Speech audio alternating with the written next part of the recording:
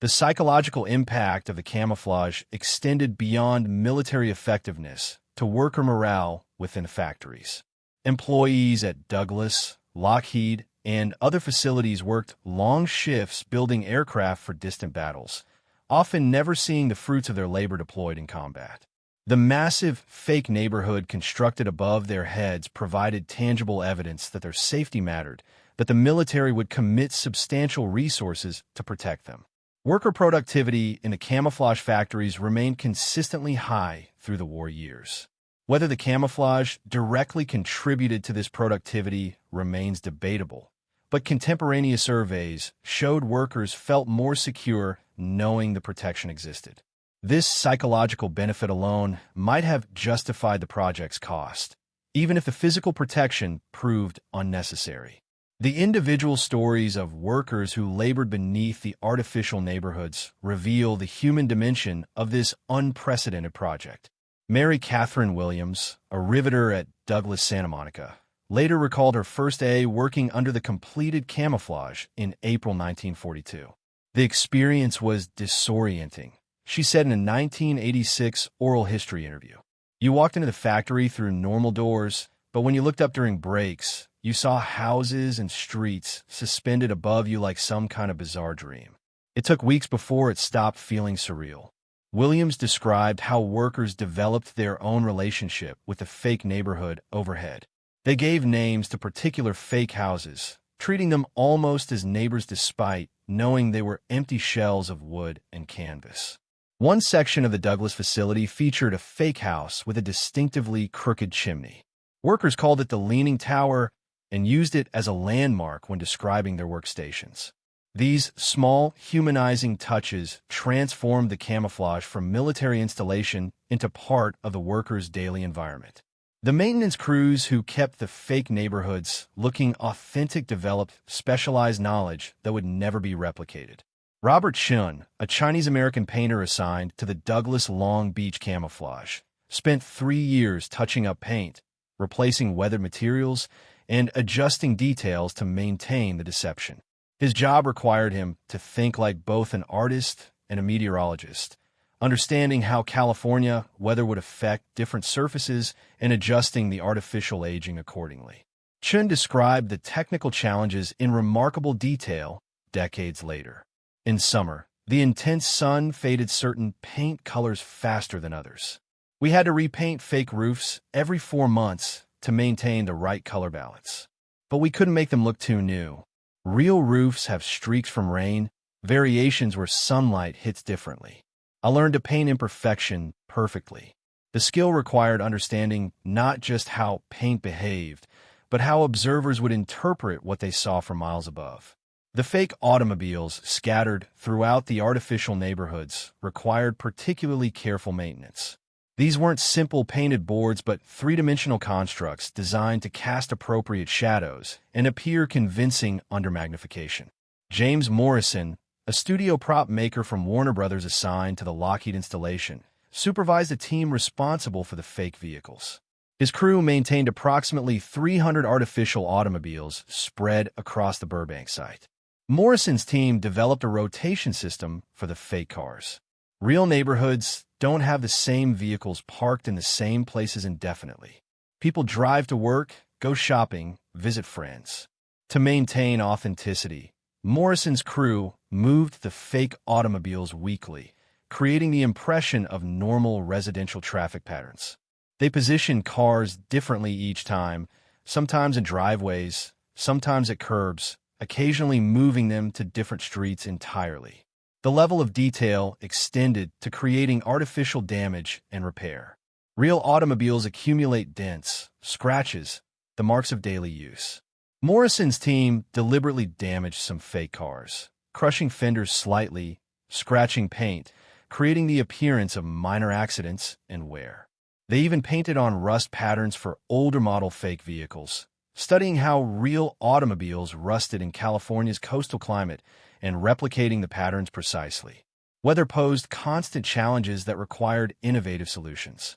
California's winter rains could destroy inadequately protected materials within hours. The chicken wire frameworks that supported artificial vegetation would rust, if not properly treated. Canvas surfaces would sag when waterlogged, distorting the careful perspectives. Paint would streak and fade. Each problem required engineering solutions that balanced weatherproofing with maintaining visual authenticity. Lieutenant Edward Morrison, no relation to James Morrison the prop maker, commanded the weather response team at the North American Aviation Facility. His unit monitored weather forecasts and deployed to protect vulnerable camouflage elements before storms arrived. We had maybe 6 hours warning when a major storm system was approaching, Morrison recalled. In that time, we had to secure hundreds of lightweight structures, drain water collection points, and reinforce sections we knew were vulnerable to wind damage. The wind created particular hazards. The lightweight construction, essential to avoid overloading factory roofs, meant that camouflage elements could become airborne in strong gusts. Santa Ana winds, the hot, dry blast that periodically sweeps Southern California, posed the greatest danger. In January 1943, sustained winds exceeding 50 miles per hour destroyed approximately 30% of the Lockheed camouflage installation, requiring weeks of intensive reconstruction. After that disaster, engineers redesigned the anchoring systems throughout all installations. They installed underground cables, reinforced attachment points, and created windbreaks using heavier fake buildings positioned to protect more vulnerable structures. The modifications added weight and cost, but proved necessary. Subsequent wind storms caused only minor damage, validating the engineering improvements. The nighttime appearance of the camouflage required as much attention as daytime deception. During wartime blackout conditions, the factories beneath the camouflage went dark, ceasing to emit the light that would normally spill from industrial facilities. But the fake neighborhoods above them also had to appear correctly dark. Real residential areas during blackouts weren't completely black. Moonlight reflected off roofs and streets. Occasional vehicles moving with masked headlights created brief illumination. Captain Harold Chun, assigned to develop night camouflage techniques, led a team that studied how real Los Angeles neighborhoods appeared from the air during blackout conditions. They flew reconnaissance missions on moonless nights, photographing actual residential areas with specialized film sensitive to low light levels. The resulting images showed that even during strict blackouts, neighborhoods retained visible texture from ambient light sources. Chen's team replicated these night characteristics in the camouflage installations. They applied specialized reflective paints to certain surfaces, allowing moonlight to create subtle highlights that matched real neighborhoods. They positioned small shielded lights to simulate occasional vehicles moving through the fake streets, operated on random timers to appear natural rather than mechanical. The night deception required as much technical sophistication as the daytime version, though far fewer people would ever see it. The security apparatus protecting the camouflage installations operated with paranoid intensity throughout the war. Military police maintained constant patrols, checking identification of everyone entering or leaving facilities. Counterintelligence agents monitored for any indication that enemy agents might be observing or photographing the installations. The greatest fear was that detailed intelligence about the camouflage might reach Japanese forces, allowing them to penetrate the deception. FBI agents worked closely with military intelligence to identify potential security breaches.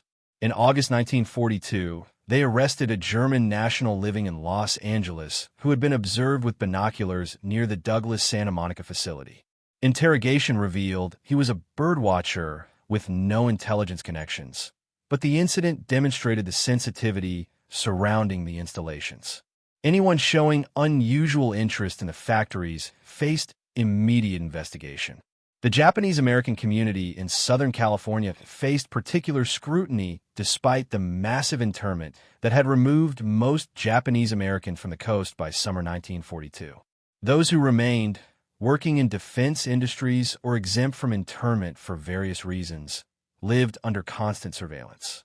The paranoid security culture of the era meant that innocent behavior might be interpreted as espionage. Robert Chun, the Chinese-American painter working on the camouflage, faced repeated questioning despite his obvious loyalty, his interrogators sometimes unable to distinguish Chinese from Japanese ethnicity. This racial dimension of security operations reflected the broader injustices of wartime America. The irony that Chinese Americans and other Asian Americans contributed significantly to building the camouflage, while Japanese Americans were imprisoned in internment camps, represented one of many contradictions in American wartime policy. The camouflage installations protected a diverse workforce, including women, minorities, and immigrants, yet the nation simultaneously imprisoned citizens based on ethnicity. The role of women in maintaining the camouflage installations deserves particular attention. While construction of the initial installations relied heavily on male construction workers and studio craftsmen, the maintenance phase saw increasing female participation. By 1943, approximately 40% of camouflage maintenance personnel were women, reflecting the broader wartime pattern of women entering traditionally male occupations. Dorothy Haynes, who worked on the Douglas Long Beach camouflage maintenance crew, later described the experience as transformative. Before the war, I'd never done anything more physically demanding than housework. Suddenly, I was climbing onto factory roofs, working with tools, maintaining structures 50 feet above the ground. The work was hard, sometimes dangerous, but I felt like I was actually contributing to winning the war. Not just buying war bonds or volunteering at hospitals, but actually helping protect our ability to build the bombers that were destroying the enemy. The physical demands of camouflage maintenance required women workers to develop skills rarely associated with female employment in the 1940s. Climbing scaffolding while carrying paint buckets, operating spray painting equipment, making structural repairs to wooden frameworks. These skills transferred to other defense work and contributed to the broader transformation of women's labor force participation during the war. The technical evolution of the camouflage continued throughout the war as new challenges emerged. By 1943, military intelligence indicated that Japanese reconnaissance aircraft, if they managed to reach California, would likely use oblique photography rather than vertical photography. Oblique images, taken at an angle rather than straight down, revealed different details than vertical reconnaissance. The camouflage had been optimized for vertical observation. Oblique viewing angles might reveal anomalies. Colonel William Enyard ordered a comprehensive reassessment of all installations from oblique perspectives. Army Air Corps reconnaissance aircraft photographed the facilities from various angles, matching potential Japanese approach routes. The resulting analysis identified weaknesses. From certain oblique angles, the edges of the camouflage installations appeared too abrupt, the transition from real to fake neighborhoods too sharp. The supporting frameworks, nearly invisible from directly above, created distinctive shadows when viewed at angles. Modifications addressed these oblique observation vulnerabilities. The edges of fake neighborhoods were extended and softened, creating more gradual transitions. Additional three-dimensional elements were added to break up shadow patterns. The improvements required several months of intensive work, but substantially enhanced the deception's effectiveness against oblique reconnaissance. The cost accounting for the project reveals interesting priorities in military spending. The initial construction phase cost approximately $3.8 million. Annual maintenance added another $700,000 to $1 million, depending on weather damage and required improvements. Over the installation's 3.5-year operational life, total costs approached $7 million, roughly $130 million in 2025 currency. To contextualize this spending, a single B-17 bomber cost approximately $200,000 in 1942. The entire camouflage program cost the equivalent of 35 bombers. Yet the Douglas facilities alone produced more than 6,000 aircraft during the war. If the camouflage prevented even one successful bombing raid that might have destroyed 100 aircraft or shut down production for months, it represented an excellent investment. Military planners understood these calculations and justified continued funding even as the Japanese threat receded. The economic logic remained compelling. Production capacity was more valuable than any particular number of aircraft. Protecting the ability to continue production indefinitely was worth substantial expenditure, even if the protection proved unnecessary. The relationship between the real Los Angeles and the fake city above, it created strange psychological dimensions for those aware of both. Workers entering the factories each day pass from the real city into a space beneath an artificial one. This transition, repeated thousands of times daily by tens of thousands of workers, created a collective experience that was simultaneously mundane and surreal. Thomas Pynchon, the novelist who later wrote extensively about California and illusion, worked briefly at a defense plant in California during the war years, though not at one of the camouflage facilities. His fictional explorations of reality and deception, particularly in works like The Crying of Lot 49 and Gravity's Rainbow, reflect themes that the Camouflage Project embodied literally. The fake city above the real one anticipated postmodern concepts about layered realities and the constructed nature of experience. For the Hollywood designers who created the installations, the project represented both continuation and reversal of their normal work. They were accustomed to building fake environments that would be photographed to appear real. The camouflage required building fake environments that would be photographed but must not appear noteworthy, must blend in a background rather than commanding attention. This reversal of emphasis, from attracting eyes to avoiding them, required fundamental rethinking of design principles. William Horning described this psychological shift in detail. In film design, you want every frame to be visually interesting to capture and hold the audience's attention. For the camouflage, the goal was exactly opposite.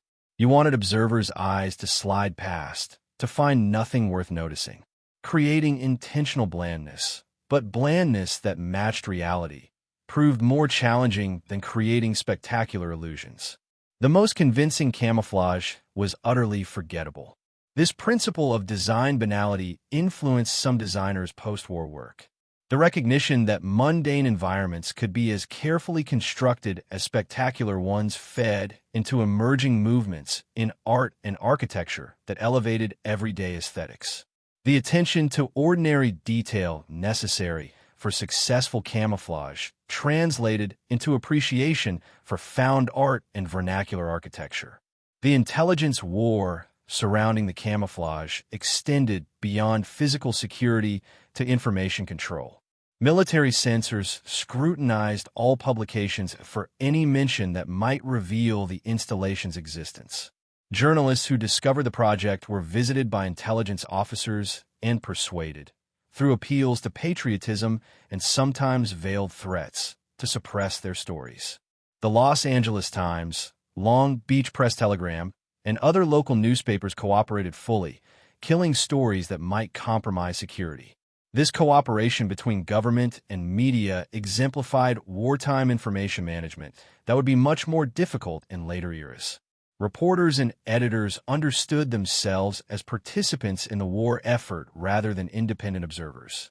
The concept of publishing information that might aid the enemy, even if technically accurate, was anathema to journalistic culture of the 1940s.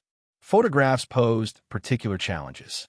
Amateur photographers throughout Los Angeles occasionally captured images that included portions of the camouflaged installations in the background or from unusual angles. The FBI and military intelligence maintained watch for such photographs appearing in public contexts. When problematic images were identified, agents visited photographers, confiscated negatives and prints, and warned against future photography near sensitive facilities. One incident in 1943 involved a Los Angeles amateur photographer who had climbed nearby hills and photographed the broader city, inadvertently capturing aerial perspective views of camouflage facilities. FBI agents seized his entire photo collection, destroyed images showing the installations, and placed him under surveillance for several months to ensure he hadn't shared the photographs. The photographer, never charged with any crime, had his hobby effectively ended through security state pressure. These aggressive information control measures, troubling from civil liberties perspectives, succeeded in preventing public knowledge of the camouflage throughout the war. Not until the 1960s, when some details began to be declassified, did most Angelenos learn about the fake city that had existed above real factories during the war years. The broader strategic context of the camouflage involved not just Japanese threats, but also German capabilities. Although German forces could not attack California directly, they shared intelligence with Japan. German aerial reconnaissance techniques and photo interpretation methods were considered superior to Japanese capabilities. American intelligence worried that German advisors might help Japanese forces identify camouflage facilities. This concern drove some of the most sophisticated aspects of the deception. Techniques were designed to fool both Japanese and German photo interpreters. Captured German intelligence manuals were studied to understand what features German analysts looked for when identifying strategic targets. The camouflage was refined to specifically address German interpretation methods, even though German forces would never directly threaten California. The technological sophistication of German reconnaissance created particular challenges. German photo interpreters used stereoscopic viewers that combined images from multiple angles to create three-dimensional visualization.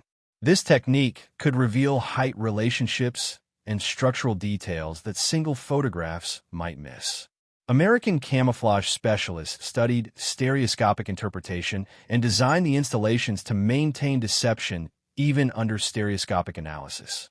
Mock-up testing of the camouflage used stereoscopic photography extensively. Before finalizing designs, engineers built scale models and photographed them with stereoscopic cameras matching German equipment. The resulting three-dimensional images were analyzed by American intelligence officers trained in German interpretation techniques. Designs were modified until they passed stereoscopic analysis, ensuring the deception would work against the most sophisticated reconnaissance methods available. The international dimensions of the project extended beyond Axis intelligence to Allied cooperation. British intelligence officers, drawing on extensive experience with camouflage in the European theater, consulted on the Los Angeles installations. The British had pioneered military camouflage in World War I and refined it through the first years of World War II. Their expertise complemented American ingenuity, creating hybrid techniques that drew on both nations' strengths. Major Geoffrey Barkas, who directed camouflage operations for British forces in North Africa, visited the Los Angeles installations in 1943.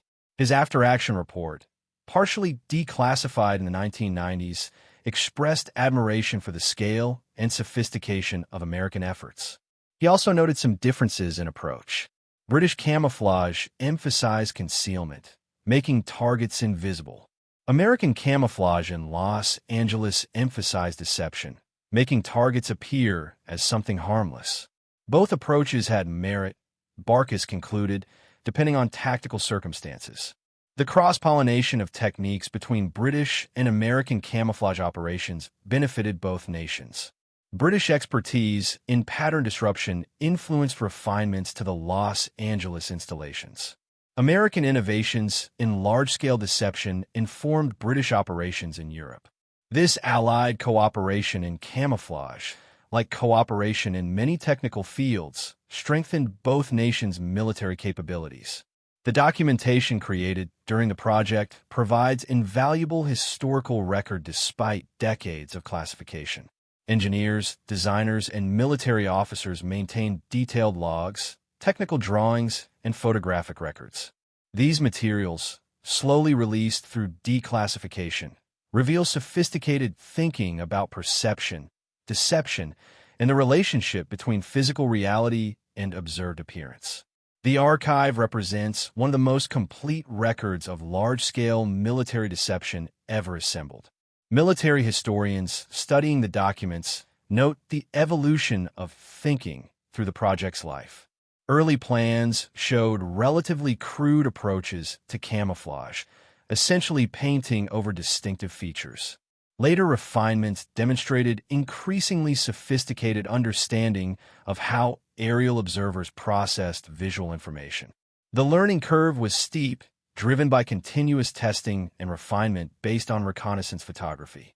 One particularly interesting document, declassified in 2008, contains a theoretical framework for deception developed by William Horning and reviewed by Colonel Enyart. The document outlines principles of effective visual deception that remain relevant to modern camouflage and information warfare. Horning argued that successful deception required understanding the observer's expectations and confirming those expectations rather than contradicting them. This principle, termed expectation confirmation, meant that camouflage should make observers see what they expected rather than forcing them to see nothing. Applied to the Los Angeles installations, it meant creating residential neighborhoods because aerial observers expected to see residential areas in those locations. The factory's proximity to actual residential development created expectations that fake neighborhoods could fulfill. Had the factories been isolated in desert, residential camouflage would have contradicted expectations and failed. The theoretical sophistication of this approach distinguished the Los Angeles camouflage from simpler concealment efforts. Rather than trying to make large industrial facilities invisible, which was essentially impossible, the designers made them appear as something plausible but unimportant. This cognitive judo, redirecting observation rather than blocking it, proved far more effective than traditional camouflage approaches. The educational applications of the camouflage project extended into civilian preparedness programs during the Cold War. Civil defense planners studying how to protect American cities from nuclear attack examined World War II camouflage as potential model. While nuclear weapons ultimately rendered traditional camouflage obsolete, the thinking behind the Los Angeles project influenced dispersal strategies and deception planning for Cold War civil defense. The human cost of constructing and maintaining the installations deserves fuller accounting than it received in official records. Beyond the 7 workers who died in construction accidents, hundreds more suffered injuries that affected them for life. Working at heights on factory roofs, handling heavy materials, operating in extreme heat, all created conditions where accidents were inevitable despite safety precautions. The long-term health effects of exposure to paint fumes, chemical weatherproofing treatments, and other materials used in construction were never systematically studied. Many workers developed respiratory problems in later years, possibly related to their camouflage work. The connection was never established medically because the classified nature of the project meant workers couldn't discuss their exposures with physicians who might have recognized patterns. Dorothy Haynes, the woman who described feeling empowered by her camouflage maintenance work, developed severe respiratory disease in her 60s. She suspected it related to years of breathing paint fumes and chemical treatments, but couldn't prove causation. The Veterans Administration, which might have recognized service-connected disabilities for military personnel, had no mechanism for acknowledging civilian workers' service-related health problems. Haynes died in 1994, her contribution to defending the nation recognized too late and too incompletely. The question of whether the camouflage actually deceived any Japanese reconnaissance remains fundamentally unanswerable with available evidence. Japanese military records captured after the war contain no specific mention of the Los Angeles installations being identified or not identified. This absence might mean the camouflage worked perfectly, preventing identification. Alternatively, it might mean Japanese forces never specifically targeted these facilities with reconnaissance, making the camouflage's effectiveness irrelevant. American intelligence obtained some Japanese aerial photographs of the West Coast through various channels during the war. Analysis of these photographs showed that in cases where camouflage facilities appeared, they were not marked or annotated as strategic targets. This suggests Japanese photo interpreters either didn't recognize the facilities or didn't consider them worth noting. Either outcome represented success for the camouflage effort.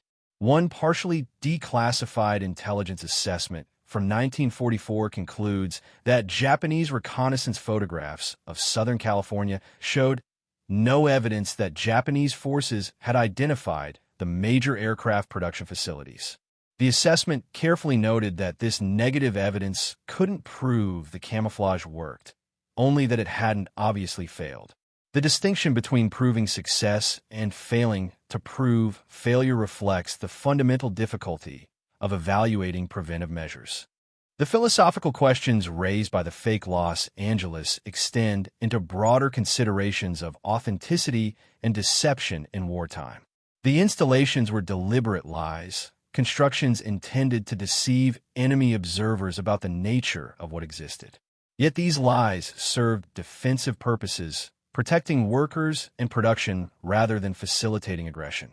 The moral status of defensive deception differs from offensive lies, though both involve deliberately misleading others. Military ethics has long grappled with questions about legitimate deception in warfare. Camouflage, ruses, feints, all involve misleading enemies about capabilities or intentions. The Los Angeles installations represented an extreme example of legitimate wartime deception, massive construction projects devoted entirely to creating false impressions. The scale and sophistication didn't change the fundamental moral character, but they did raise questions about resource allocation and the lengths to which defensive deception might justifiably extend. The post-war careers of workers and designers who participated in the project reveal interesting patterns. Many continued in defense-related work during the Cold War, applying skills developed in the camouflage project to new challenges. Some worked on more advanced camouflage techniques designed to fool radar rather than visual observation. Others applied their understanding of perception and deception to psychological operations and information warfare. The transition from physical to electronic warfare in the Cold War created demand for people who understood deception at fundamental levels. The camouflage project had trained specialists in manipulating perception, creating false realities that observers would accept as genuine. These skills translated directly into Cold War requirements for deception in electromagnetic spectrum, psychological operations, and strategic communication. Eugene Lowry, beyond his successful film career, consulted for military intelligence on visual deception projects through the 1950s. His classified work remains largely undocumented, but former colleagues indicated he contributed to camouflage planning for nuclear weapons facilities and strategic bomber bases. The expertise he developed creating fake Los Angeles neighborhoods found new applications in Cold War defense. The archival photographs documenting the installations have become historical artifacts with value extending beyond their original intelligence purpose. Museums, universities, and research institutions preserve these images as records of a unique moment in American industrial and military history. The photographs show an environment that existed for specific purpose, was documented extensively, and then disappeared completely, leaving no physical trace. Art historians and critics have analyzed these photographs as inadvertent art, images created for purely functional purposes that nevertheless possess striking aesthetic qualities. The surreal juxtaposition of fake neighborhoods suspended above factory floors creates visual tension that resonates with contemporary artistic concerns about reality, simulation, and constructed environments. Several art exhibitions have featured the camouflage photographs, presenting them as documents of American ingenuity and as commentary on the nature of image and reality. The fake Los Angeles anticipated many aspects of what theorist Jean Baudrillard would later call hyperreality, the condition where simulations become more real than the reality they supposedly represent. The camouflage neighborhoods were pure simulation, having no substance beyond their visual appearance. Yet for their intended observers, they would be the only reality, more real than the actual industrial facilities they concealed, because only the simulation would be visible. This philosophical dimension makes the Los Angeles camouflage interesting beyond its military history. It represents an early example of large-scale environmental simulation, predecessors to virtual reality and digital environments that now occupy increasing space in contemporary life. The same principles, creating convincing appearances of environments that don't physically exist, drive modern simulation technology, though the technical means have changed dramatically. The economic legacy of the project included not just direct costs and benefits, but broader influence on industrial practice and defense contracting. The collaboration between Hollywood studios and military established patterns of public-private partnership that would characterize Cold War defense contracting. Studios developed capabilities in specialized technical fields that found continuing military applications. The boundary between entertainment industry and defense industry became permanently porous. The comparative scale of the Los Angeles camouflage becomes clearer when measured against other World War II deception operations. Operation Quicksilver, the D-Day deception that created phantom armies in southeast England, covered approximately 200 square miles with dummy equipment and false installations. The Los Angeles camouflage, while covering less total area at roughly 1.5 square miles, achieved greater three-dimensional complexity. The English installations were viewed from aircraft at altitude. The California installations needed to deceive the same altitude observation while existing above functioning factories where thousands worked daily. The Soviet Union's World War II camouflage efforts, documented in records accessible after the Cold War's end, provide interesting comparison. Soviet forces camouflaged major industrial facilities, including tank factories in the Urals and aircraft production in Siberia. These efforts, conducted under extreme resource constraints with improvised materials, achieved remarkable success. German reconnaissance frequently failed to identify camouflaged Soviet facilities despite intensive aerial observation. The Soviet approach differed from American methods in emphasizing concealment over deception. Rather than creating false appearances suggesting civilian facilities, Soviet camoufleurs attempted to make factories invisible against natural backgrounds. They painted buildings to blend with forests or snow, covered structures with natural vegetation, and dispersed production across multiple small buildings rather than consolidating in large facilities. Both approaches worked, but reflected different strategic situations and available resources. The German camouflage of industrial facilities demonstrated sophisticated technique, but ultimately proved inadequate against the scale of Allied bombing campaigns. German factories received extensive camouflage, including false roofs, smoke generators, and dummy facilities constructed away from real installations. Despite these measures, Allied bombing inflicted devastating damage. The difference lay not in camouflage quality, but in the intensity and persistence of Allied air campaigns that overwhelmed all defensive measures. Japanese domestic industrial camouflage, about which less detailed information survived the war, apparently emphasized dispersal and concealment rather than large-scale deception. Japanese planners, understanding their limited resources and the growing threat of American strategic bombing, focused on distributing production across many small facilities rather than protecting large centralized factories. This strategy proved partially successful, complicating American targeting but ultimately failing to prevent destruction of Japanese industrial capacity. The technological evolution from World War II camouflage to modern military deception reveals both continuity and dramatic change.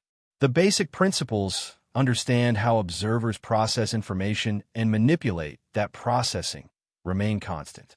The technical means have advanced beyond anything World War II planners could imagine.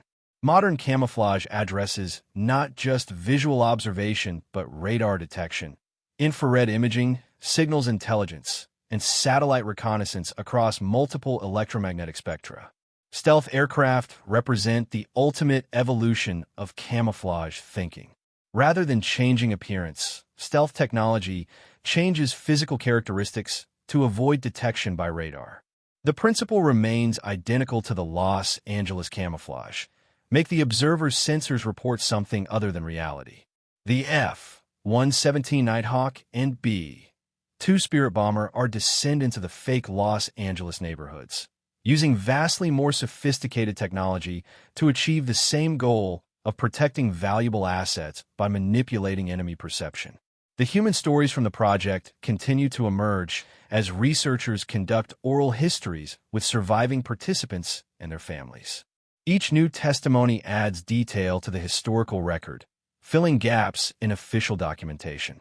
Maria Gonzalez, whose father worked on a Lockheed camouflage but died before discussing his wartime service, donated his personal photographs to the Smithsonian in 2015.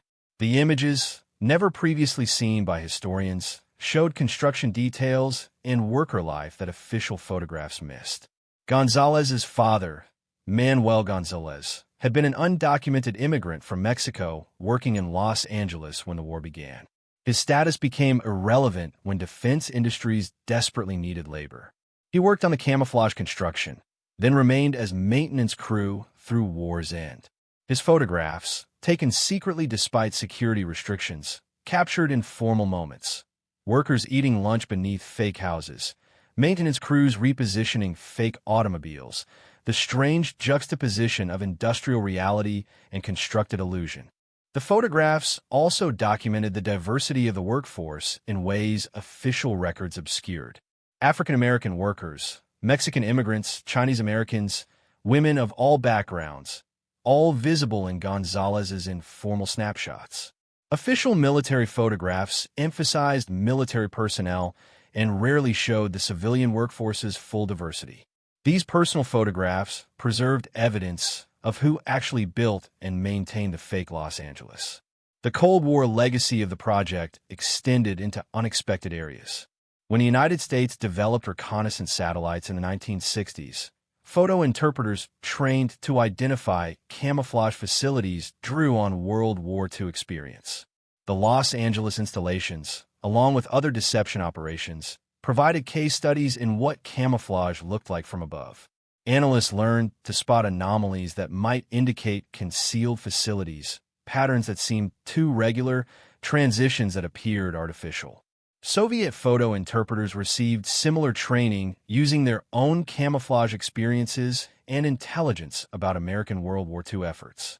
The intelligence war shifted to space, but the fundamental challenge remained unchanged. Distinguish between appearances and reality when limited to remote observation. The Los Angeles camouflage became historical examples studied by both sides during Cold War satellite reconnaissance development. The environmental impact of the camouflage materials extended beyond immediate contamination to longer-term effects on the sites. The heavy metal-based paints used for weatherproofing leached into soil and groundwater over decades. Cleanup efforts beginning in the 1980s and continuing into the 21st century address contamination at multiple former camouflage sites. The costs, never fully tallied but certainly exceeding tens of millions of dollars, added to the project's true total cost. The irony is that environmental regulations developed partly in response to discovering such World War II-era contamination. The camouflage project contributed to pollution that later motivated stricter environmental laws. This pattern, wartime projects creating contamination that peacetime generations must remediate, repeated across numerous military installations. The fake Los Angeles represented one example among thousands, though its environmental legacy proved less severe than many nuclear and chemical weapons facilities. The archive of technical drawings created for the camouflage project provides remarkable documentation of design thinking. Engineers created detailed plans showing structural frameworks, material specifications, assembly sequences, and maintenance procedures. These drawings, classified for decades, now reside in National Archives facilities and military history collections. They reveal the systematic engineering approach that transformed Hollywood designers' creative visions into buildable reality. Modern engineers studying the drawings express admiration for the elegance of solutions to unprecedented problems. The lightweight structural systems, the weatherproofing techniques, the methods for distributing loads across factory roofs, all demonstrated sophisticated engineering adapted to unusual requirements. Several technical papers published in engineering journals have analyzed the camouflage structures, extracting lessons applicable to modern temporary construction and lightweight building systems. The human cost of maintaining secrecy about the project affected participants long after the war ended. Veterans of the camouflage construction and maintenance often couldn't discuss their wartime service even with families. The classification meant their contributions went unrecognized for decades. When a man who had built the fake Los Angeles died in the 1950s, 60s, and 70s, their obituaries mentioned only generic defense work. The specifics, the remarkable achievement of constructing a fake city above a real one, remained classified. This enforced silence affected veterans' ability to process their wartime experiences. Psychologists studying post-traumatic stress and adjustment difficulties have identified that inability to discuss experiences correlates with worse long-term outcomes. The camouflage workers, while not suffering combat trauma, nevertheless experienced significant wartime stress. The inability to share their stories, to receive recognition for their contributions, likely affected psychological adjustment for many. The gradual declassification process beginning in the 1960s brought belated recognition, but couldn't fully compensate for decades of silence. Many veterans had died before they could discuss their service openly. Those who survived to see declassification were elderly, their memories fading, their recognition coming too late to meaningfully impact their lives. The Congressional Gold Medal, authorized in the 21st century for World War II defense workers, provided symbolic recognition but reached few surviving participants. The architectural historians who study the camouflage installations place them in context of vernacular architecture and temporary construction. The fake neighborhoods represented extreme example of temporary architecture, buildings designed to exist for limited time and serve specific purpose. Unlike most temporary construction, the camouflage had to appear permanent and established while actually being ephemeral. This paradox, appearing old while being new, permanent while being temporary, challenged conventional architectural thinking. The techniques developed for creating artificial aging influenced post-war set design and themed entertainment. The ability to make new construction appear weathered and established became valuable skill in creating historical film sets and theme park environments. Disneyland's Main Street, USA, designed to evoke turn-of-the-century American small towns, used techniques pioneered in the camouflage project. The forced perspective, the artificial aging, the attention to accumulative detail, all descended from wartime deception. The question of military necessity for the Los Angeles camouflage remains debated among historians. Some argue the project represented prudent risk management during uncertain early war period, when Japanese capabilities were unknown. Others contend that resources spent on camouflage would have been better allocated to fighter aircraft, radar installations, or other active defenses. The debate can never be definitively resolved because the counterfactual, what would have happened without the camouflage, remains unknowable. The strongest argument for the project's value emphasizes insurance logic. Like any insurance, camouflage's worth lay not in proved claims, but in protection against potential disaster. If the probability of Japanese attack was even 5%, an successful attack might have destroyed aircraft production worth hundreds of millions, then spending $7 million on camouflage represented rational risk management. The insurance proved unnecessary, but that doesn't mean purchasing it was wrong. The weakest argument against the project suggests that Japanese forces never seriously considered attacking West Coast industrial targets, making the camouflage unnecessary. This argument requires believing that Japanese strategic planning was fundamentally irrational, ignoring obvious high-value targets. More likely, Japanese forces considered attacking but were deterred by distance, American naval strength, and possibly the difficulty of identifying targets through camouflage and deception. The truth likely lies between extremes. The camouflage probably contributed marginally to deterring attacks that were already unlikely due to multiple factors. It provided psychological benefit to workers and demonstrated American commitment to protecting industrial capacity. It generated innovations in engineering and design that found valuable applications elsewhere. Whether these benefits justified the $7 million cost depends on how one values prevented disasters, psychological reassurance, and spillover innovations. The personal testimonies collected through oral history projects reveal the lasting impact the project had on participants' lives. Harold Washington, an African-American construction worker who helped build the Douglas Santa Monica camouflage, later became a successful contractor in Los Angeles. He credited his wartime experience with providing skills and confidence that enabled his post-war success. The camouflage project offered opportunities to African-American workers that peacetime construction industry often denied.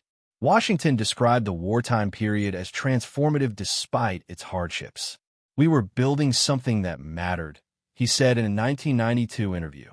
"Not just a building for somebody to make money from, but something protecting thousands of workers, protecting the country's ability to fight."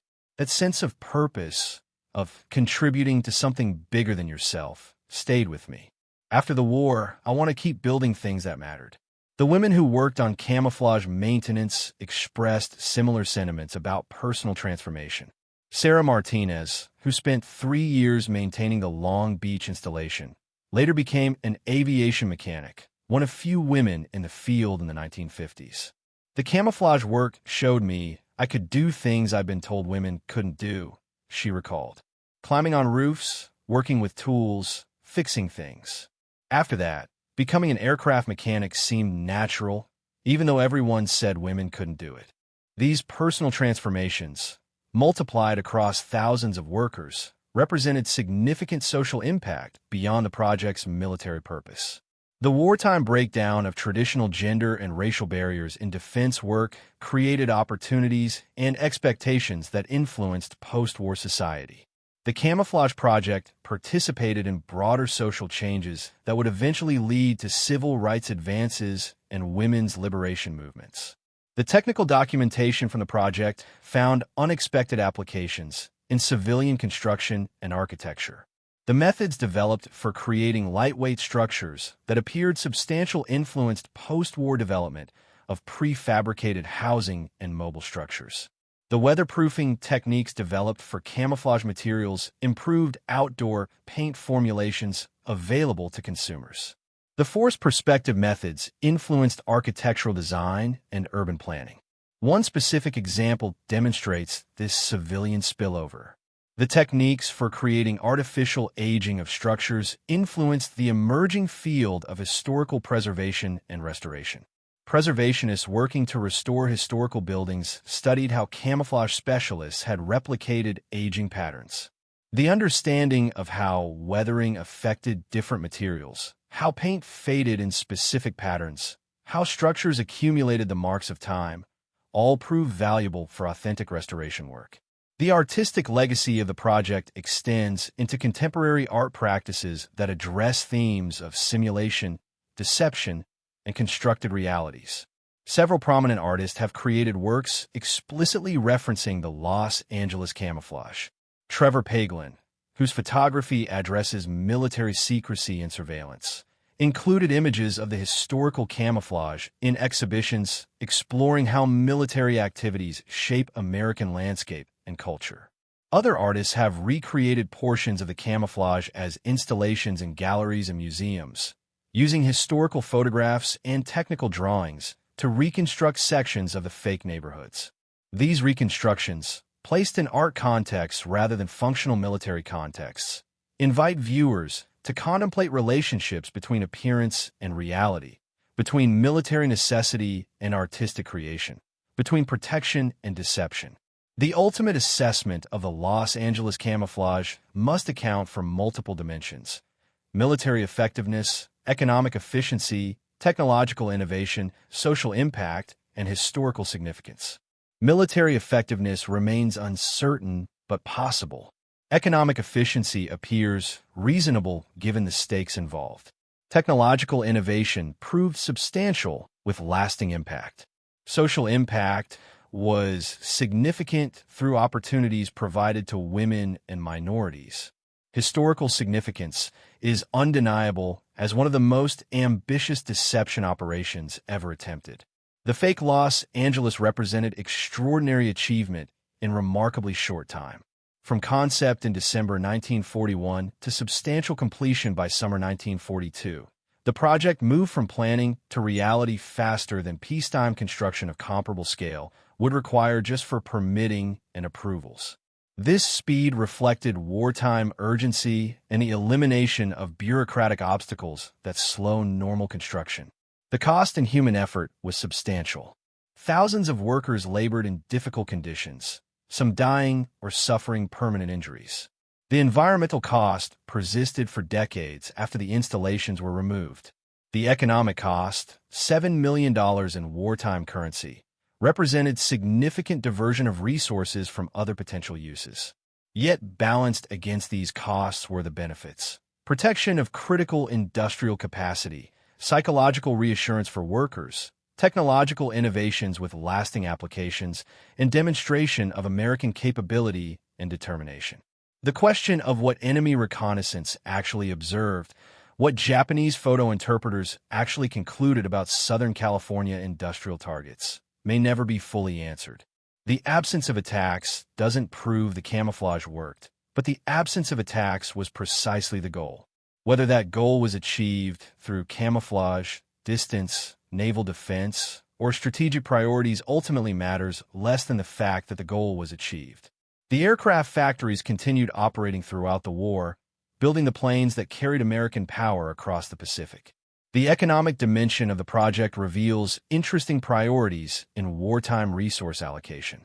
The $5 million spent on camouflage represented approximately 2% of the annual budget for the facilities it protected. In cost-benefit terms, if the camouflage prevented even a single successful bombing raid, it would pay for itself many times over. A successful attack might destroy aircraft production capacity worth hundreds of millions, kill experienced workers whose training represented substantial investment, and damage industrial infrastructure requiring months to rebuild. The comparative analysis of camouflage effectiveness across different theaters of World War II provides context for evaluating the Los Angeles installations. In Europe, German factories received extensive camouflage but still suffered devastating damage from Allied bombing campaigns. The difference was not in camouflage quality, but in attacker capabilities. Allied forces conducting daylight precision bombing raids and night area bombing campaigns overwhelmed static defenses, including camouflage. Japanese strategic bombing capabilities, in contrast, never approached Allied capabilities in Europe. Japanese aircraft carriers could launch relatively small strike forces that would need to approach within 200 miles of targets. The distances involved, the strength of American naval forces, and a limited number of Japanese carriers meant that even successful strikes would inflict less damage than Allied campaigns against Germany. In this context, camouflage that made target identification difficult might be sufficient deterrent. The Los Angeles installations also benefited from geographic isolation that European factories lacked. German industrial targets sat within range of British and later American bases. Los Angeles lay across the vast Pacific, reachable only by carrier forces that risked destruction attempting the approach. The camouflage supplemented geographic defense rather than serving as sole protection. This combination of distance and deception created layered defense far stronger than either element alone. The cultural impact of the project on Los Angeles and Hollywood extended beyond immediate military utility. The massive collaboration between entertainment industry and military established relationships and patterns that would persist into the Cold War. Hollywood studios developed specialized capabilities in visual deception that found applications in intelligence operations for decades after the war. The aesthetic sensibilities developed for camouflage influenced film design and eventually contributed to the visual style of post-war American cinema. Film noir, the dark atmospheric style that dominated Hollywood in the late 1940s and early 1950s, drew on techniques and perspectives developed during the war. Directors and cinematographers who had worked on camouflage projects or served in military photography units brought their wartime visual vocabulary into civilian film production. The emphasis on shadow, on deceptive appearances, on hidden realities beneath surface images resonated with camouflage design principles. Some specific technical innovations developed for the camouflage found direct film industry applications. The weatherproof paints developed to maintain color accuracy across seasons influenced outdoor filming practices. The lightweight structural techniques pioneered for fake buildings improv. Military planners understood these calculations clearly. The decision to maintain and even expand the camouflage installations through 1943 and into 1944, long after the immediate Japanese threat receded, reflected continued assessment that protection was worth the cost. Maintenance crews remained on duty. Fake neighborhoods continued to be updated. The deception persisted until final victory seemed assured. Technological developments through the war years posed new challenges to the camouflage effectiveness. Aerial reconnaissance advanced significantly from 1941 to 1945.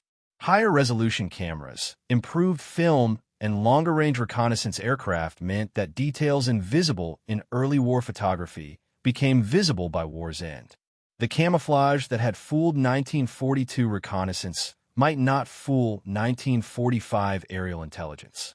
Colonel Enyart and his successors responded with continuous refinement.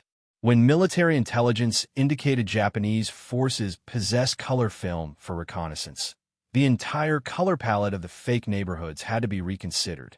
The designers who had optimized for black and white photography now faced color photography's different visual characteristics.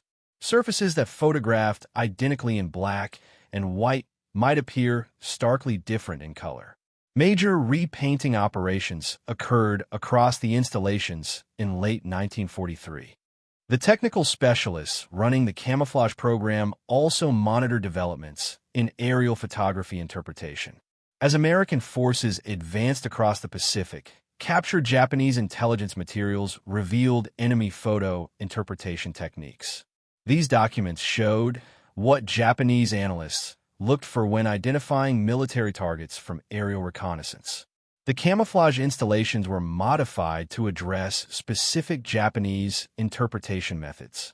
One captured Japanese manual emphasized the importance of straight lines and geometric regularity in identifying military facilities. Residential areas featured organic, irregular layouts. Military facilities showed planning and geometric order. The fake Los Angeles neighborhoods were modified to appear even more irregular, more organically developed. Fake streets that had been too straight were repainted with slight curves. Fake houses that lined up too perfectly were repositioned to appear more randomly placed. Another Japanese document discussed the importance of contextual analysis, examining facilities in relation to their surroundings. An isolated building in farmland might be agricultural. The same building surrounded by other structures and connected to transportation networks would suggest military purpose. The camouflage designers used this intelligence to improve the contextual integration of fake neighborhoods with actual surrounding development. By 1944, with American forces advancing steadily across the Pacific and Japanese strategic bombing capability essentially eliminated, the military began considering whether to maintain the camouflage installations. The decision, made in late 1944, was to continue maintenance until final Japanese surrender. The reasoning was simple. The cost of maintenance remained minimal compared to potential consequences of premature removal. If Japanese forces launched desperate final attacks on the American homeland, the camouflage might still prove valuable. This decision meant the fake neighborhoods above Los Angeles remained operational through VJ Day in August 1945.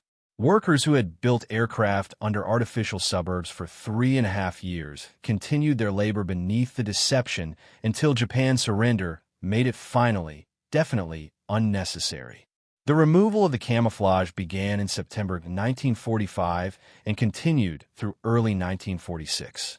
Dismantling the installations proved nearly as complex as constructing them. Materials had to be cataloged, classified components secured, and salvageable materials recovered for potential future use. The Army maintained secrecy about the project even during removal. Observers seeing the dismantling were told it involved removing wartime blackout structures, a plausible cover story that revealed nothing about the true scale and sophistication of what was being taken down. The materials recovered from dismantling represented substantial value. Lumber, wire, canvas, paint, structural steel, all could be repurposed or sold. The Army recovered approximately 60% of its initial material investment, reducing the project's net cost. Some materials, particularly the specialized lightweight structural elements, were retained for potential future camouflage applications, though none would be built on comparable scale. What couldn't be recovered was the expertise developed through the project. The designers, engineers, and technicians who had solved unprecedented problems in large-scale deception dispersed back to civilian life. Their knowledge existed in classified reports filed in military archives, but the practical experience, the intuitive understanding of what worked and what didn't, resided in individual minds that would never again be assembled for similar purpose. The post-war assessment of the project's effectiveness faced the fundamental problem of proving a negative. No Japanese attacks occurred on the protected facilities. Was this because the camouflage worked, deterring attacks by making target identification difficult? Or would no attacks have occurred regardless of camouflage, due to Japanese strategic priorities, the distance involved, and American naval dominance of the Pacific? The question remained fundamentally unanswerable. Military intelligence analysts after the war examined captured Japanese records extensively. Documents from the Imperial Japanese Navy revealed discussion of potential attacks on West Coast targets in early 1942. Planning staffs had identified Los Angeles aircraft factories as valuable targets. Submarines had been deployed to reconnoiter the California coast. Yet no attacks materialized. The Japanese records indicate several factors influenced the decision not to strike West Coast industrial targets. The distance involved meant such operations would require aircraft carriers approaching within range of American land-based air power, a risky proposition even in early 1942 when American strength was minimal. The resources required for West Coast strikes would divert forces from Pacific operations where Japanese commanders believed the war would be decided. Admiral Yamamoto himself apparently opposed West Coast attacks, arguing they would achieve limited military benefit while strengthening American resolve.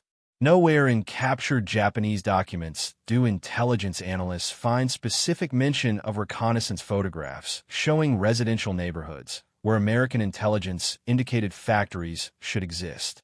This absence might mean the camouflage worked perfectly, the deception so complete that Japanese intelligence never identified the facilities. Alternatively, it might mean Japanese reconnaissance never specifically targeted the camouflaged installations, so the deception was never tested. The most that can be said with certainty is that the camouflage didn't fail.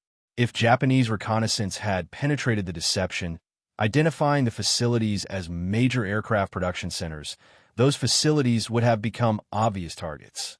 The absence of attacks suggests at minimum that Japanese intelligence didn't consider the camouflage locations to be high-value targets worth the substantial resources needed to strike them. For the workers who labored beneath the fake neighborhoods, the question of effectiveness was less important than the psychological reality of protection. Interviewed decades later, veterans of the aircraft factories consistently expressed appreciation for the effort made to protect them. Whether the protection was ever tested became academic. What mattered was that somebody cared enough about their survival to construct something so elaborate, so expensive, so unprecedented.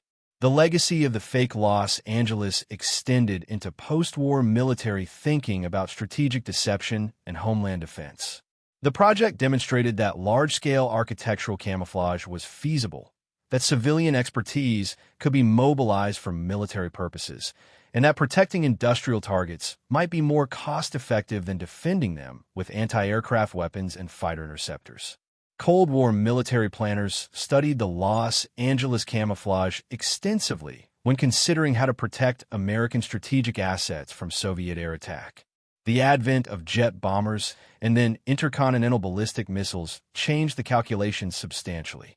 Aircraft flying at 40,000 feet or missiles arriving at hypersonic speeds wouldn't be fooled by painted suburbs. The specific techniques of the Los Angeles camouflage became obsolete even as the underlying principle, deception as defense, remained relevant. Some techniques developed for the project found civilian applications. The lightweight structural methods pioneered for supporting fake neighborhoods influenced post-war temporary building construction. The advanced weatherproof paints developed for the camouflage contributed to coatings technology. The mass production methods for creating artificial vegetation found use in theatrical and theme park design. Hollywood's wartime innovation fed back into Hollywood's peacetime creativity. The human stories behind the project emerged slowly as classification restrictions relaxed. In the 1970s and 80s, veterans of the camouflage construction began sharing their experiences. Oral history projects captured testimonies from designers, engineers, and construction workers who had built the fake city. Their accounts revealed details absent from official records, the human dimension of this unprecedented engineering project. William Horning, the MGM designer who led much of the visual deception work, gave extensive interviews in his later years. He described the surreal experience of standing atop a factory roof, surrounded by a neighborhood that didn't exist, watching aircraft fly overhead and wondering if observers could tell the difference. He spoke of the pressure, the knowledge that mistakes might cost lives, and the satisfaction of creating something real that appeared fake, while Hollywood's normal work created fake things that appeared real. Eugene Lowry, who brought European theatrical design expertise to the project, reflected on how the camouflage work changed his approach to film design. Before the war, he sought perfect realism in his sets.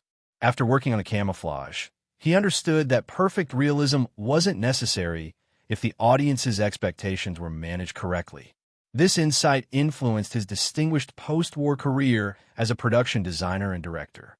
Construction workers who had labored on the frameworks and structures spoke of the scale and speed of the operation. The sense of national emergency that drove them to work long hours in difficult conditions. The pride in building something that protected their fellow workers, their families, their city. Several mentioned that nothing they built before or after the war matched the significance of those fake neighborhoods above real factories. For the residents of Los Angeles who lived through those years, most remained unaware of the fake city constructed above the aircraft factories. Security was maintained through deliberate misdirection. Residents near the facilities knew something was being built on the factory roofs, but were told it involved improved blackout procedures or air raid protection. The true nature of the construction remained classified until the 1960s. When declassification finally occurred, public reaction mixed amazement at the scale with bemusement at the deception. How had something so large remained secret? How had thousands of workers maintained silence? The answer lay partly in wartime security culture, when everyone understood that loose talk could cost lives. But it also reflected the simple fact that most Angelenos never saw the installations from the one angle where they were meant to be convincing, from 15,000 feet looking down. Photographers and aviation enthusiasts who obtained wartime aerial reconnaissance photographs expressed astonishment at how convincing the fake neighborhoods appeared from altitude. At street level, the installations looked obviously artificial, but from bomber height, they blended seamlessly with actual residential development. The forced perspective techniques borrowed from Hollywood created illusions that worked perfectly for their intended viewing angle while failing at any other. The project's historical significance extends beyond its military effectiveness or lack thereof. It represents a moment when American industrial might, creative ingenuity, and civic determination combined to create something unprecedented. The same creative forces that entertained the nation in peacetime were mobilized to protect it in war. Hollywood's dream factories built fake cities to protect real production. In the broader context of World War II's American home front, the Los Angeles camouflage stands as an example of total war's reach. Every resource, every skill, every person might contribute to victory. The project required Hollywood designers, construction workers, engineers, military planners, factory workers, all working toward a common goal. The division between civilian and military blurred. Everyone became part of the war effort. Modern urban planners and historians who study Los Angeles sometimes reference the camouflage project when discussing the city's development. For several crucial years, Los Angeles existed in two forms simultaneously: the real city at ground level and an artificial city constructed above it. Aerial photographs from the war years show both the actual urban fabric and the overlay of deception. These images provide unique documentation of a city that temporarily became something other than itself. Military historians continue debating the project's necessity and effectiveness. Some argue that the Japanese threat to West Coast installations was always exaggerated, that the resources spent on camouflage would have been better used for additional aircraft production or military construction elsewhere. Others contend that in the uncertain first months of 1942, when Japanese capabilities were unknown and American defenses were minimal, the camouflage represented prudent risk management regardless of whether it was ultimately tested. What remains undebatable is the scale of achievement. In roughly 6 months, from December 1941 to summer 1942, American forces constructed deception installations covering more than 800 acres, employed more than 3,000 workers at peak, and created artificial neighborhoods containing tens of thousands of structures. This was accomplished while the facilities being camouflaged continued operating at maximum capacity, producing the aircraft that would ultimately win the Pacific War. The mathematical reality of the achievement becomes clear through simple calculations. 800 acres equals approximately 35 million square feet. The construction materials included enough lumber to build 5,000 average homes, enough chicken wire to fence 10,000 miles, enough paint to cover every building in a small city. All of this was assembled in months, not years, under wartime pressures with materials rationed for military priorities. Thank you for watching. For more detailed historical breakdowns, check out the other videos on your screen now, and don't forget to subscribe. The question of what enemy observers actually saw, what Japanese reconnaissance photographs actually showed, remains partially classified or lost. American intelligence obtained some Japanese aerial photographs of West Coast targets through various channels during and after the war. These photographs were analyzed to assess whether camouflage had been effective. The results of those analyses remain largely classified, though historians who have reviewed available materials indicate the photographs showed the camouflaged areas as residential development with no obvious military significance. One declassified American intelligence report from 1943 notes that a Japanese reconnaissance photograph obtained through a neutral source showed the Douglas Long Beach facility covered by what appeared to be a residential district. The report concluded that if American photo interpreters unfamiliar with the installation couldn't identify it as a military target from the photograph, Japanese interpreters certainly couldn't. This single example suggests the camouflage worked as intended, though whether Japanese forces ever possessed similar photographs remains uncertain. The Germans apparently knew of the camouflage installations through intelligence sharing with Japan, though they never acted on this knowledge. A post-war interrogation of a German intelligence officer revealed awareness that American West Coast aircraft factories had been camouflaged using elaborate deception techniques. The officer expressed professional admiration for the scale and sophistication of the effort, noting that German forces had attempted similar, though smaller-scale camouflage of their own aircraft factories with limited success. This comparison highlights an important distinction. German aircraft production occurred in facilities often targeted by Allied bombing campaigns. Despite camouflage efforts, German factories suffered extensive damage from air raids.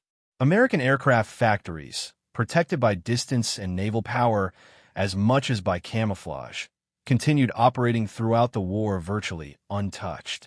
The Los Angeles camouflage contributed to this outcome, even if its precise contribution can never be measured. As the last veterans of the camouflage construction and the workers who labored beneath it pass away, the fake Los Angeles exists now only in photographs, documents, and memories.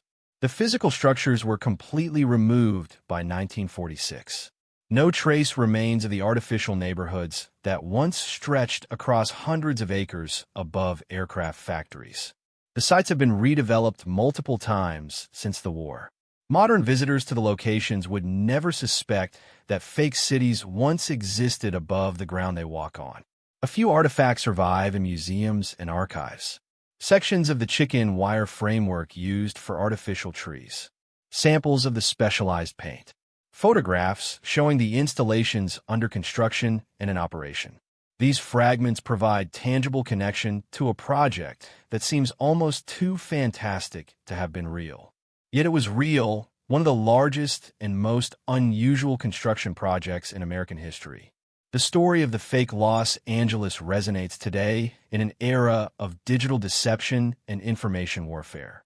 The principles that guided the project, understand what observers expect to see, create deceptions that confirm those expectations, maintain the illusion through consistent details, apply equally to modern contexts. The technology has changed from physical construction to digital manipulation, but human perception remains fundamentally similar to what it was in 1942. Military forces worldwide study the Los Angeles camouflage as a historical case study in strategic deception. Modern camouflage techniques have advanced far beyond painted chicken wire and canvas houses. Thermal signature management, radar-absorbing materials, digital deception, all represent evolution from the basic principles demonstrated in World War II Los Angeles. But the fundamental insight remains. Making enemies see what you want them to see can be as effective as preventing them from seeing at all. For the city of Los Angeles itself, the camouflage project represents a largely forgotten chapter in its history.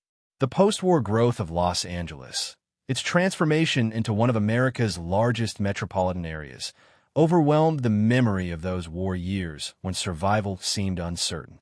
New generations of Angelenos grew up unaware that their city had once constructed an elaborate fake version of itself as protection against enemy attack. Yet the project shaped Los Angeles in subtle ways. The collaboration between Hollywood studios and military forces established relationships that continued into the Cold War and beyond. The techniques developed for large-scale physical deception influenced the film industry's approach to location, shooting, and practical effects. The city's identity as a place where illusion and reality blurred, where anything could be made to appear as anything else, was reinforced by the successful creation of a fake city above the real one. The workers who built aircraft beneath the camouflage and the construction crews who created the fake neighborhoods shared a common experience that defined their generation. They had participated in total war, where every resource, every skill, every person contributed to national survival. The fake Los Angeles represented this spirit in physical form. Massive, unprecedented, successful precisely because people worked together toward a common goal that transcended individual interests. In the end, the fake Los Angeles achieved its purpose not through confirmed military effectiveness, though it may well have been effective, but through demonstrated commitment to protecting those who built the weapons of victory. The thousands of workers assembling aircraft in California factories worked more confidently, more productively, knowing that someone had gone to extraordinary lengths to protect them. This psychological benefit alone justified the project, regardless of whether Japanese bombers ever approached close enough to be deceived. The story endures as a testament to American ingenuity in crisis. Faced with unprecedented threats, the nation mobilized unexpected resources. Hollywood designers became military camouflage specialists. Studio craftsmen became defense workers. The same creative energy that built fictional cities on sound stages built a fake city above real factories. The boundary between fantasy and reality, always porous in Los Angeles, became completely permeable in the service of national survival. The Germans never knew Americans had built a fake Los Angeles above the real city. Neither did the Japanese, at least not in time to matter. By the time enemy intelligence might have discovered the truth, the war was over, the threat had passed, the fake neighborhoods were coming down. The deception had succeeded, or at minimum had never been tested and found wanting. In the mathematics of military planning, this counted as success. The young men and women who worked beneath artificial suburbs, building the aircraft that would carry the war to the enemy, never forgot the sight of fake houses and painted streets suspended above their heads. They told their children and grandchildren about the surreal experience of working beneath a city that didn't exist. Some kept photographs, carefully taken during breaks despite security restrictions, showing the bizarre junction of real and artificial. These photographs, slowly emerging from attics and scrapbooks as classification restrictions expired and veterans aged, provide the most visceral evidence of the project's reality. They show construction workers standing in fake neighborhoods. They show the perspective looking up at artificial houses from factory floors below. They show the strange beauty of an illusion so elaborate that it created its own peculiar reality. As historians continue excavating this forgotten chapter of World War II, as documents continue to be declassified, as the last witnesses pass away, leaving only their recorded testimonies, the fake Los Angeles enters the realm of historical legend. It sounds too fantastic to be true. An entire fake city, hundreds of acres, tens of thousands of structures, all built in months, all to deceive enemy observers who might never come. Yet it was true, documented in photographs and reports and the memories of those who built it and worked beneath it. The project stands as a monument to human creativity applied to existential crisis. When survival was at stake, when rational analysis suggested that Japanese bombers might appear at any moment to destroy the industrial capacity that would determine the war's outcome, America mobilized its most unexpected resources. The people who made fantasy seem real on movie screens made reality disappear beneath fantasy, protecting the workers and factories that would ensure victory. The fake Los Angeles existed for approximately 3.5 years, from early 1942 to late 1945. In that time, it never failed. No bombs fell on the factories it protected. Whether the protection made the difference, whether enemy reconnaissance was deceived, whether attacks were deterred by the difficulty of target identification, remains uncertain. What is certain is that the aircraft factories it protected continued operating throughout the war, building the bombers and fighters that carried American air power across the Pacific. When the last section of artificial neighborhood came down in early 1946, when the last piece of chicken wire was removed, the last fake house dismantled, the last painted street rolled up, Los Angeles returned to being simply itself. The brief period when the city existed in doubled form, real and artificial overlapping, ended. The workers who had labored beneath the fake city emerged into normal Southern California sunlight, no longer working under an illusion. But they carried with them the knowledge of what had been achieved. In a moment of national crisis, ordinary people had done extraordinary things. Construction workers and Hollywood designers, military engineers and factory laborers had combined their efforts to create something unprecedented. The fake Los Angeles, that elaborate deception, that massive project completed in months of frantic work, that artificial city suspended above the real one, would be remembered by those who built it and worked beneath it as perhaps their greatest achievement. Not because of confirmed effectiveness, though it may well have been effective, but because it represented what Americans could accomplish when survival demanded it.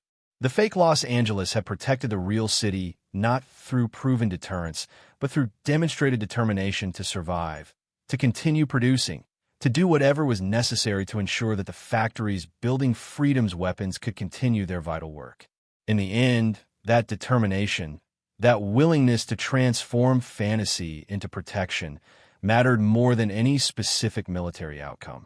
The fake city above Los Angeles represented America at total war, mobilizing every resource, every skill, every creative capacity to ensure that the nation would endure and prevail.